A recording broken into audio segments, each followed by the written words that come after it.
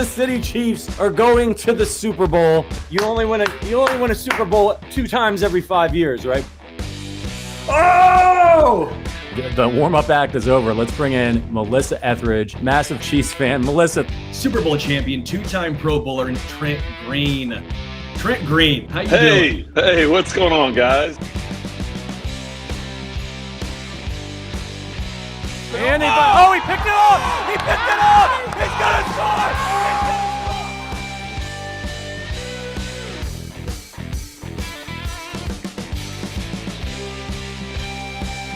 And we'll see you next week. But until then, as always, go Chiefs.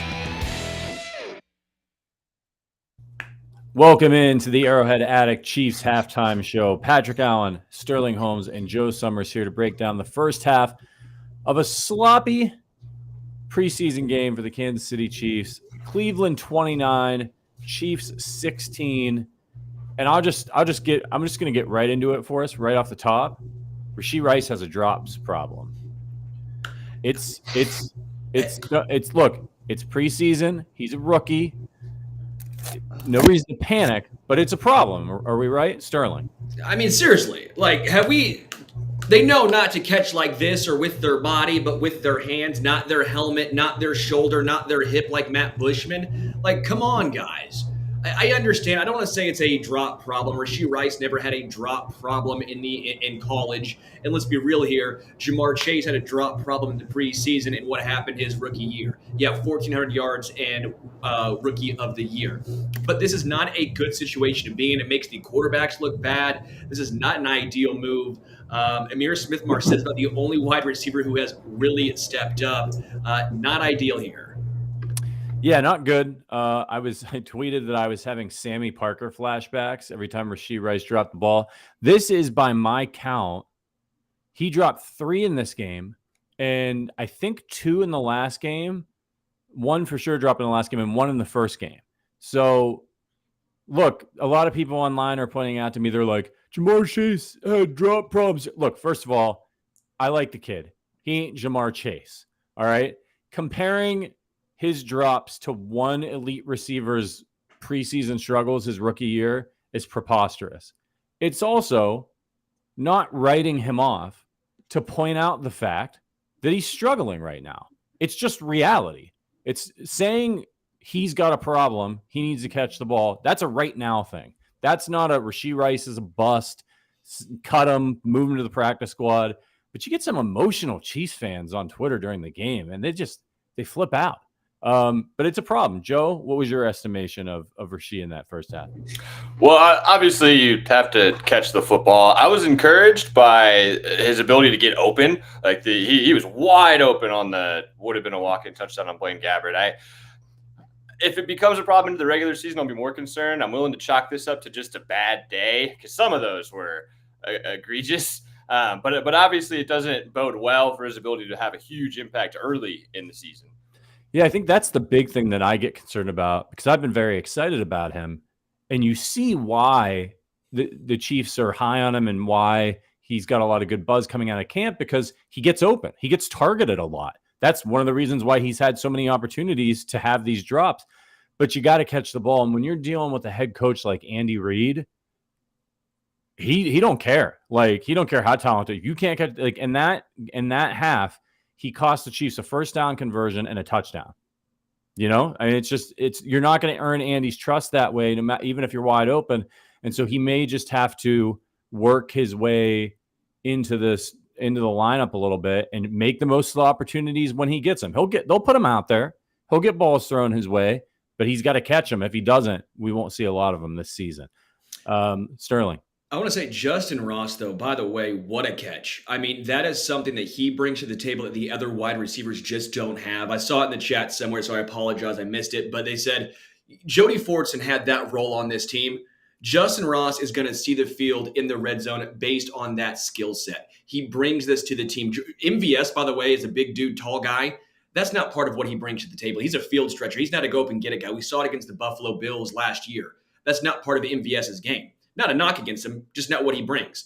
This is what Justin Ross brings. I typically hate wide receiver fades, but when you have a guy who can go up and get it, those 50-50 balls become 80-20s. That's what Justin Ross has. That to me was a great catch. Agreed. And it gets me really excited because the way that Mahomes scrambles around sometimes in the red zone to make things happen, you can just already envision in your head those safe, high, back of the end zone passes that he's going to be able to throw Justin Ross's way to see if he can go up and get them.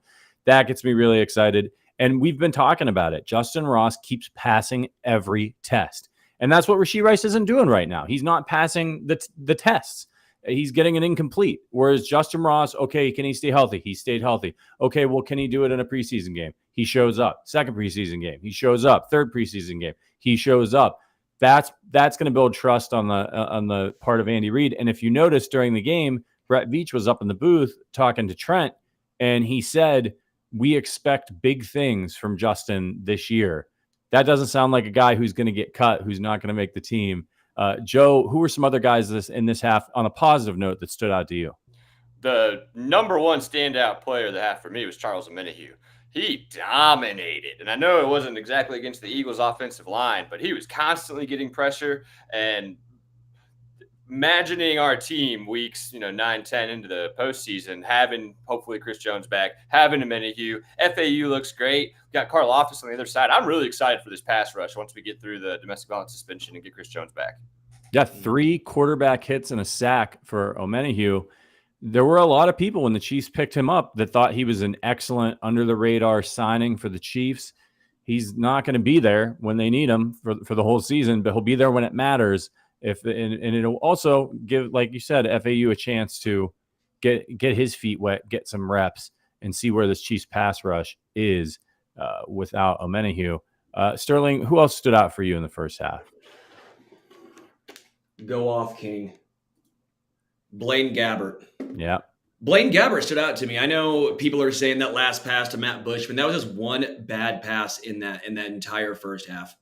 It was off. He didn't lead him. Bushman still should have caught the ball. It hit off his back hip, but come on. You got to catch that ball. If you're trying to make the team, You got to make that catch. That was not that bad of a throw. And then the people are complaining about that throw to Rashee Rice. Dog, he was wide open. That was a rainbow that everyone would dream of having. It was a punt. It was a fine pass. And then Blaine Gabbert had a OPI that wasn't called on Justin Ross. That would have been nice. Blaine Gabbert's numbers don't look great, but the receivers have done him no favors. That actual pump pass to Rashee Rice, I think something that gets not brought up in this situation is he actually adjusted the offensive line and protection at the line of scrimmage because he pointed out who was blitzing. He bought himself an extra second. He knew who was going to be open, and he lobbed the ball up to Rashee Rice. That is a veteran move by a quarterback. His arm strength is still phenomenal. Blaine Gabbert, to me, looks like the backup quarterback, too. It's Andy Reid. He likes his veteran, and Blaine Gabbert, to me, has been very impressive. Yeah, he knew he was going to be wide open. His job in that situation is to get him the damn ball, not to do something stupid and overthrow him. He put it up. I mean, it's the easiest catch. I could have made that catch. I probably would have still dropped it, but I could have made that catch. And look, I want to touch on the quarterback thing really quickly because I know a lot of people on Twitter are like immediately writing off Shane Buechele. And I think that that's a mistake for a couple reasons. One, this was not a fair fight. Shane Buechele started with some starters for the Chiefs, but went up against all of the starters on the Browns. Blaine Gabbert's coming in with the second string. He's playing the backups for the Browns. And if you notice, the Browns' defensive game plan has shifted dramatically from when Shane Buechele was in there, from when Gabbert was in there. They were blitzing the crap. They were trying some pressure things. Look, Shane Buechele made a mistake. Like, that was not a good pass, although it was tipped, by the way. That first pass he threw, I don't know if it would have made a difference, but it did definitely impact the velocity of the throw. So if the ball gets there a little sooner, maybe Juan Thornhill isn't there. He's still an ill-advised read. But I just think that Buechele did some nice things. He made some nice throws at the beginning of that game, but he was definitely under fire and under pressure and wasn't getting the best blocking in that early in that game either. I don't know if it's going to matter. I think the Chiefs probably already know who they're going to go with, and they probably would have liked to have seen a little bit more poise out of Buechele. So right now, if I had to put money on it, I think Gabbert's your primary backup. But I don't think that this, even though the stat line doesn't look good, I don't think it was a disaster for Shane Buechele. Yeah, I would agree with that statement as well. The offensive line did no favors to Bouchel, while the wide receivers did no favors to Blaine Gabbert. It was a rough first half for the Kansas City Chiefs. I will say, Khalif Halasi, that cornerback, is really trying to make a case to make the 53. Whatever happened to Nick Jones and his fractured fingers. I mean, seriously, KH is making a very good chance to make this roster because he was everywhere, not just in pass coverage, but even coming up to make a huge tackle at the line of scrimmage. That to me was impressive.